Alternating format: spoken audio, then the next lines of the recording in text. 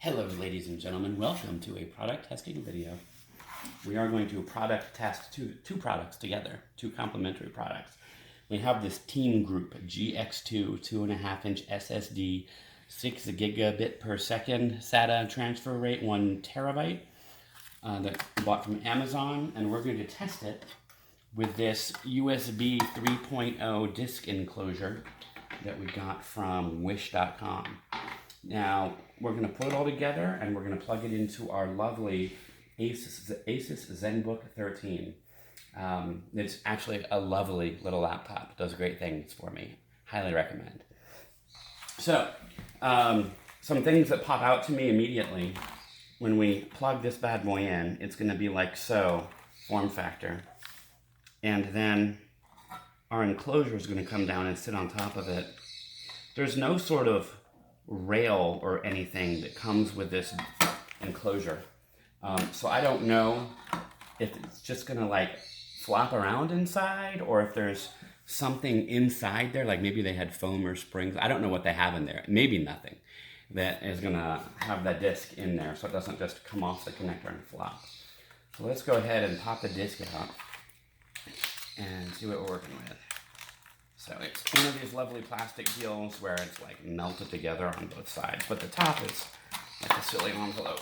So I'll crack the plastic, pop our handy, lovely Team Group SSD out of the plastic. And then if you're familiar with these sorts of drives, what we've got here is we've got these connectors. You can see that. The little one goes on the little one, the big one goes on the big one. There's only one way to do it. So we're just gonna slide it in there and then bam, right? It's just on there. That was easy, right? As it should be. So hey, at least the wish.com enclosure, the connector was the right form and the right size, and it went on very simply. So then all we theoretically need to do is slide the case over it, like so, push down, and then they gave us 2 screws to put in here, 2 teeny tiny itty bitty little screws. They're gonna go here, and they gave us with the if you watch the unboxing video for this, they gave us this adorable little tiny Phillips screwdriver that we're gonna screw down there, and it'll go into the holes of this this connector deal. So we are just working it in. That side is good enough. Well, make it a little bit more. We don't want that to catch fabric in a pocket or something, depending on where we've got it. Push down with all of my might. Teeny, tiny, cute little Phillips. That's close enough. And then we'll do the other side. As we are fond of saying on this program, we haven't said it yet, but we're going to start being fond of it. Good enough for government work. And we are going to screw that one in the little hole. And so I don't know if I showed you, but this little black thing that we plugged it into, the interface, had little tiny holes on either side that the screws are supposed to kind of go down into to hold the whole thing in place in the enclosure. So that's good enough. So as you can see, it's actually a very attractive kind of blue metal. You can hear that metal thing. I'm shaking it. I don't feel or hear any movement with the disc inside. So it may be sturdy. Maybe it's going to hold up. All right, that's exciting. So far, so good. Now we're going to go ahead and power on our little trusty ZenBook, which has great battery life, and we're using a Rosewell mouse, a Rosewell Bluetooth mouse. Rosewell, your mouse is lovely. The only complaint I have about your mouse is that it eats my AAA batteries. Other than that, for basic, office fun work, whatever work, perfectly good mouse. Battery's working right now, so we should be good. We are going to log here into our lovely Ubuntu laptop. Here we are. We've got Ubuntu, as you can see. For those who are curious, I don't even know what type of Ubuntu we're running. We are running, should get the mouse pad. We are running details maybe. Ubuntu 1804.4 LTS. That's the long service option, I believe. So it has a more stable one, not the bleeding edge. So there's that. So we're going to see, there's a whole bunch of tests we're going to do, ladies and gentlemen. we're going to see if this bad boy is going to work with this bad boy with Ubuntu with the disk. The whole thing. It's what, 1, 2, 3, 4 things that we're about to check out right here and just see if it's going to work like an Apple or not work like DOS and Windows 3.1. So we can close this because that doesn't matter yet. We're going to, so the enclosure, the plate came with this lovely blue cable. So I'm going to plug it in and it just kind of, there's no snap or anything. You can see a little bit of, that's not unusual with USB to see a little bit of metal.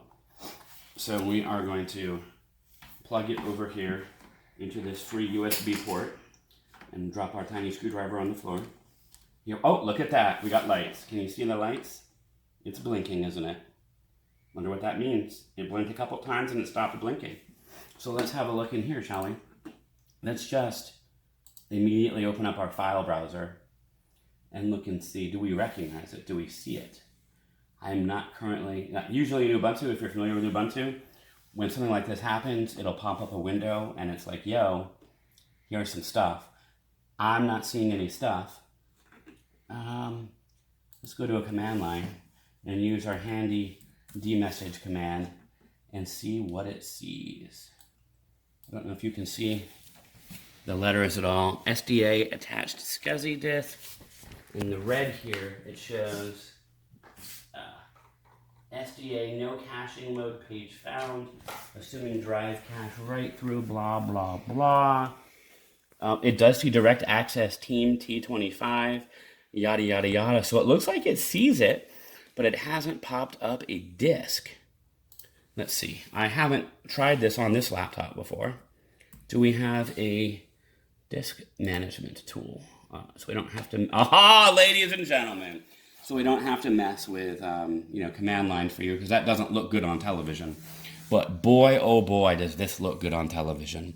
Here's our normal built-in hard drive, as you can see. It's a 512 gig Western Digital that comes with this Asus ZenBook. Here is our 1 terabyte Team T25 SDA. 1 terabyte unknown.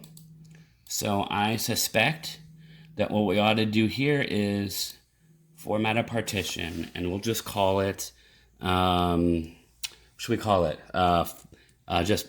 SSD fun, if it'll let us type. Please let me type. It's not letting me type. Interesting. We're going to, okay, how about now? There we go. SSD fun. So we're going to erase anything that's already there, because who knows what's already on there. For uses with Windows, no. What are our options, right? NTFS. Linux can write to NTFS now. Let's just go ahead and do that. We can always change it. So we're going to do that. I'm going to say next. That's fine. And, oh, look at that. We've got a blinking light as it does its format routine. And then over here you can see it's formatting very quickly, as you would want an SSD to do. Like old Microsoft fashion, it tells us 7 hours and 28 minutes, but clearly it's already done far more. Although, that's interesting. How many megabytes versus terabytes? Interesting. I don't know why I expected the SSD to just be ready, and it wasn't, which is interesting. I haven't really done this with an SSD before. Usually I'm working with spinning disks, and you have to go through a process like this. So here we go, 1.5 gig out of a terabyte. That's a pretty big size, but SSD should be lickety split. Of course, it's through a USB interface. Interestingly, can we see while that's running, back in our command line, USB mass storage, it looks like it's running off USB 1. And interestingly, I believe on the other side, I believe my Bluetooth dongle for my Rosewell mouse, that might be my USB 3 port. So probably what I should have done is plug it in there. So we have an option here. We can either let this finish, which might take a while. So let's say no. Let's just throw caution to the wind here. We're going to swap. We're going to pull Rosewell out. Okay. And we're going to move this guy. Since it wasn't mounted, should be no danger. It wasn't mounted and there's nothing on it. So who cares? Now we can see here we have HDMI, and we have this guy, which is another USB port. I'm hoping it's a 3. I'm hoping I can actually get the speed out of this. If not, I can grab my other laptop. Okay. So we have light again, that's lovely. And no, let me move the mouse over here. All right. And hopefully, yep, mouse is working again. Okay, so we've moved it to the other USB port. Let's see if we get better speed on formatting. And then we'll say SSD fun. Not going to erase this time. And let's just go and see what happens with NTFS on. Format. Okay. Hopefully we get a lot better. Oh, is it done? It's done. So by not erasing, it's way faster. Okay, so now if I go, look at that. SSD fun is in my file browser. I can see it's empty. And let's, you know what? Let's go ahead and try to copy something. So I'm going to open a new file browser, and in my desktop, I have videos from things I've recorded. Here's a gigabyte test a drone video. Let's copy it to the SSD and see what kind of speed we get.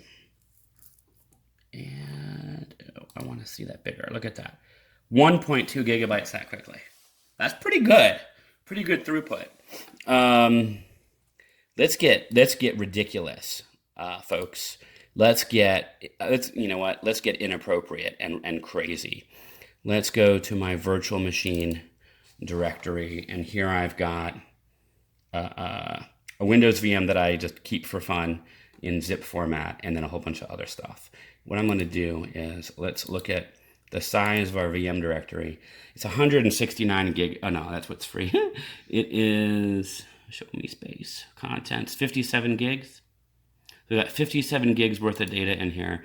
I'm going to copy that, and I am going to stick it on the fun SSD and see what kind of speed we are dealing with. Look at that. 16 files. And here goes.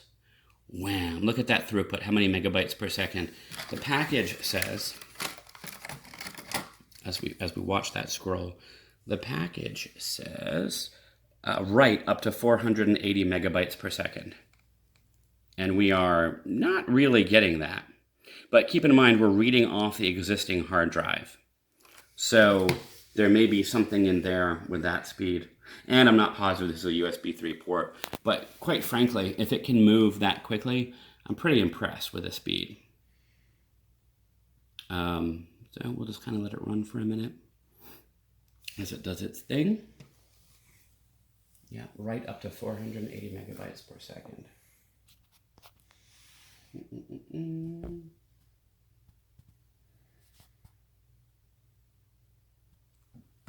And it's just humming right just a little under 200. You can see the light flash. Hopefully, if you have any sort of health condition that makes you have seizures from flashing lights, you're wearing glasses. Maybe we'll put a warning at the beginning of the episode. It's still humming. 3 minutes left. It's got a bunch of the stuff done. Still just cruising. So let's talk for 3 minutes, shall we? First of all, I'd like to give a shout out to my eye doctor. I just recently picked up a new pair of glasses from my eye doctor, and they give out those lovely hard glasses cases like it's Halloween candy. I mean, they just give them out. So if you ever need a nice glasses container, stop by my eye doctor, tell them Paul sent you. And they'll probably look at you like you're crazy and throw you out. But they may give you a hard plastic or a hard like fake leather wrapped kind of plastic actually it's not, I wouldn't call it plastic. It's not wood. I don't know what it is. It's some sort of space age material that can hold your glasses safely. Probably through a really, really serious earthquake. It would, we might want to make airplanes out of the material that those my eye doctor glasses cases are made from, because they really hold up. So, you know what? Eye care, eyewear, better together, right? So it's still humming, still cruising. Everybody's happy. 2 minutes left, it says. Okay, it's still running, but I want to try something while it's writing. I want to try reading. So let's watch a video, shall we? I'm gonna click this guy. Launch. Here we go. Look at that. So as it writes, we're watching This is a product testing video. a product testing video. You are in the twilight zone. Let me turn down the sound a little bit. So this is the video that we just posted the other day, testing the Potenzic drone, and it's running just fine off the disk as we write to it. So that's good news, right? What's your speed?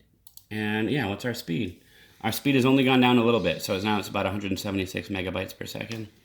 So it's down about 10 or 15 megabytes a second as we watch that video. So that's kind of neat to see. But the fact is that it works. So you can't really fault anybody, and it's not skippy, jumpy, what have you. So that's good news. So I wanted to see that. And with that, it's just about done. We've stopped watching the video, and we can see what our speed is doing. It's still down at about 175. It's just about finished. Stand by. 6, 5, 4, 3, 2, 1. Victory. Okay. So we just copied 56-ish gigabytes over relatively quickly. I mean, that's a lot of gigabytes to copy over this USB hard drive enclosure. So the next step, what we really need to do with this, if we really want to find out what's up, is we're going to unmount it and unplug it, and then see if we can plug it back in and actually access our stuff. So here it is on the desktop, right? So lovely Ubuntu. All we have to do is say stop, and now we can unplug it because it will have done whatever it writes. I mean, we could have, I think, clicked safely unplug too. But anyway, so it's unplugged, lights off. I'm going to plug it back in. It should magically appear on the desktop once our light is back on. See that? Light is back on. SSD is here. We're going to click it, and we're going to watch our drone video again. There it is. So I'm going to call that a win. This bad boy works. Our data's there. Yeah, not bad. Not bad for, what was this? Like under $12 for the disk enclosure. And then I'd have to look it back up. You can look at Amazon. Amazon sells them the Team Group GX2 2.5-inch SSD. I think they were around $45, $50 a piece for a terabyte. Not bad. So there you go, ladies and gentlemen. We have a lovely product demo, and it all works, and it's all brought to you by, who do we have this brought to you by? By my eye doctor, who's not paying us for this, but I had this, and I wiped the screen down with it before I did the video because I didn't want you to see how filthy I am. It's still filthy, but, you know, it is what it is. It's not dusty, too. And so it's brought to you by my eye doctor, and I think I said something toward the beginning of the episode. Maybe it's brought to you, by Asus ZenBook. It's a lovely little laptop. I can't say enough good things about it. Ubuntu works on it. It's got a neat little number pad, trackpad thing that works in Windows, but at least when I set it all up, it didn't work in Ubuntu. The driver wasn't there to turn this into a number keypad. But I mean, who needs that anyway, right? If you're in Linux, you don't need a number keypad. You can just think it, and it shows on the screen. So Asus ZenBook, love it, recommend it. Great battery life. Can't say enough good things about that. It's only got one HDMI port. So, I mean, you can only really run 2 monitors on this unless you do all kinds of splitting stuff. But hey, not bad for what it is. Light, easy, mobile, battery. That's about it.